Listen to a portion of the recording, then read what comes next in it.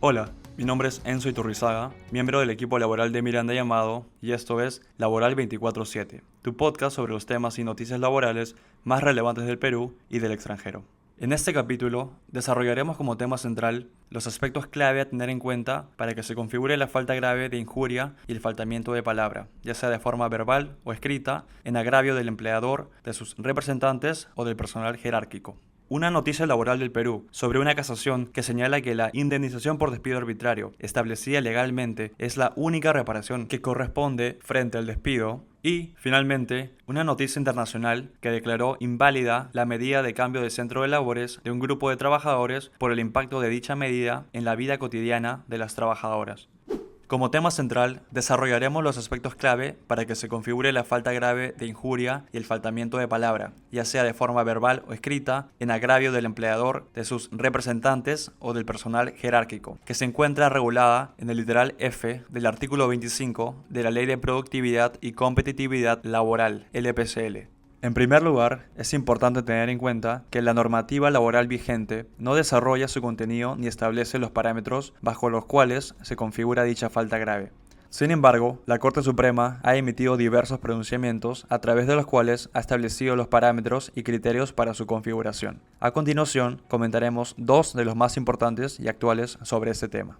En la Casación Laboral 24402-2022 del SANTA, la Corte Suprema ha establecido que, para que se configure dicha falta grave, es indispensable que dicha conducta revista una gravedad tal que haga insostenible la continuación del vínculo laboral. Y, además, ha precisado que es necesario que el hecho cause un perjuicio concreto al empleador o al trabajador afectado. En dicho caso, la Corte Suprema evaluó el impacto de las expresiones vertidas por un trabajador en contra de un subgerente de la empresa en la que laboraba, a quien acusó por escrito de hostilizarlo y cometer abuso de autoridad debido a su desconocimiento e ineptitud.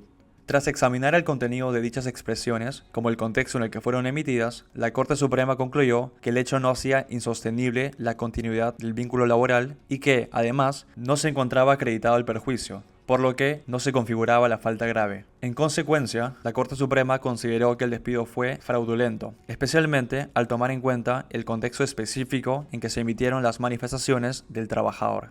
Por otro lado, en la Casación Laboral 24775-2019 Lima Este, la Corte Suprema estableció que el faltamiento de palabra al que se refiere el inciso F del artículo 25 de la LPCL se presenta cuando en forma verbal o escrita se utilizan expresiones insultantes, humillantes o que hieren la dignidad de las personas, tal como ocurre cuando se hace burla a su aspecto físico o se refiere a ellas con palabras insultantes. En dicho caso, la Corte Suprema evaluó el caso de un trabajador que fue despedido por referirse al aspecto físico de uno de los gerentes de la empresa, con palabras de mofa y de desprecio como el pelón, el pelao y ese huevón, a través de un grupo de WhatsApp conformado por diversos trabajadores de la empresa, hecho que fue reconocido por el propio trabajador. En consecuencia, la Corte consideró que la sanción impuesta era válida, ya que constituía un faltamiento de palabra en contra de uno de los representantes de la empresa. De los pronunciamientos antes comentados, podemos concluir que, para que se configure la falta grave por injuria o faltamiento de palabra, resulta imprescindible verificar, en primer lugar, si las expresiones empleadas constituyen efectivamente un faltamiento de palabra. En segundo término, debe analizarse si dichas manifestaciones revisten una gravedad tal que hagan insostenible la continuidad del vínculo laboral. Y por último, y no menos importante, se debe analizar si esas expresiones generan un perjuicio concreto al empleador o al trabajador afectado, como por ejemplo la afectación de la dignidad. En tu organización, ¿han surgido dificultades para identificar en qué casos se configura la falta grave de faltamiento de palabra en agravio del empleador, de sus representantes y o del personal jerárquico? Si la respuesta es afirmativa, ten en cuenta los parámetros establecidos por la Corte Suprema para asegurar un procedimiento disciplinario fundamentado. La noticia laboral del Perú se refiere a una reciente casación emitida por la Corte Suprema en la que se precisa que la indemnización por despido arbitrario constituye la única reparación legalmente reconocida frente a un despido arbitrario, descartando que corresponda el otorgamiento de un pago adicional como el pago de una indemnización por daño moral.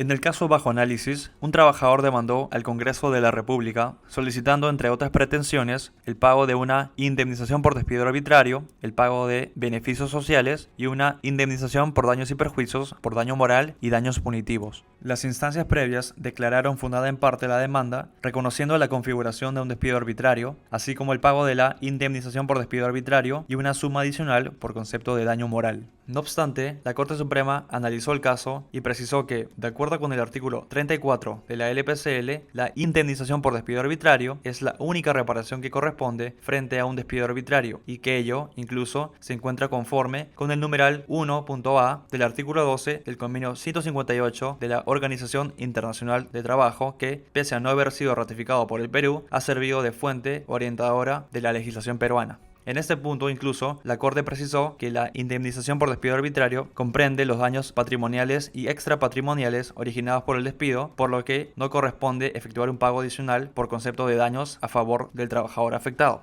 La Corte explicó que, para el caso de despidos arbitrarios, existe un régimen específico de reparación ante la configuración de un despido. Por estas consideraciones, declaró fundado el recurso de casación interpuesto por el ex empleador y dejó sin efecto la sentencia de vista en el extremo referido al daño moral. Esta casación refuerza el criterio de la Corte Suprema de que, frente a un despido arbitrario, solo corresponderá otorgar al trabajador despedido la indemnización por despido arbitrario tarifada y fijada por ley y ningún pago adicional por concepto de daños. La noticia laboral del extranjero viene desde España. En esta ocasión, el Tribunal Supremo analizó la validez del traslado de un centro de trabajo a otro, que en los hechos implicaba que un grupo de trabajadoras deba realizar un desplazamiento diario de 4 horas. En este caso, una empresa comunicó a varias trabajadoras su traslado a un nuevo centro de trabajo situado a 60 kilómetros del antiguo. Este cambio significaba que las trabajadoras inviertan aproximadamente 4 horas diarias en su desplazamiento. Ante el reclamo judicial de las trabajadoras, la primera y segunda instancia declararon la decisión como injustificada, ya que, si bien el traslado no exigía cambio de residencia a las trabajadoras, sí existía una modificación sustancial de las condiciones de trabajo. Además, señaló que los efectos del cambio del lugar de trabajo resultaban tan onerosos para las trabajadoras que superaban el ejercicio válido del ius variandi, la facultad que tiene el empleador para modificar las condiciones de trabajo. Ante ello, el empleador interpuso un recurso de casación basándose en un caso en el que el cambio de residencia del trabajador es el elemento distintivo del traslado para evaluar si este es una manifestación legítima del poder de dirección empresarial. No obstante, el Tribunal Supremo concluyó que, si bien la medida no implicaba el cambio de residencia de las trabajadoras, sí se observaba una grave afectación a la vida cotidiana de estas, en tanto el tiempo de desplazamiento a su nuevo centro de trabajo suponía el 50% de la jornada de trabajo. Ante un caso similar, tomando en cuenta la normativa vigente, ¿podría un juez peruano validar esta modificación del centro de trabajo? ¿Qué aspectos consideran que analizaría un juez peruano para validar o no la medida? Gracias por escuchar este capítulo de Laboral 24/7. Si te gustó, por favor síguenos en Spotify o suscríbete en Apple Podcast. En el blog de Miranda Llamado podrás encontrar los links a las noticias laborales que hemos comentado. Finalmente, no te olvides de revisar nuestras alertas laborales y suscribirte a nuestro WhatsApp corporativo. Hasta la próxima.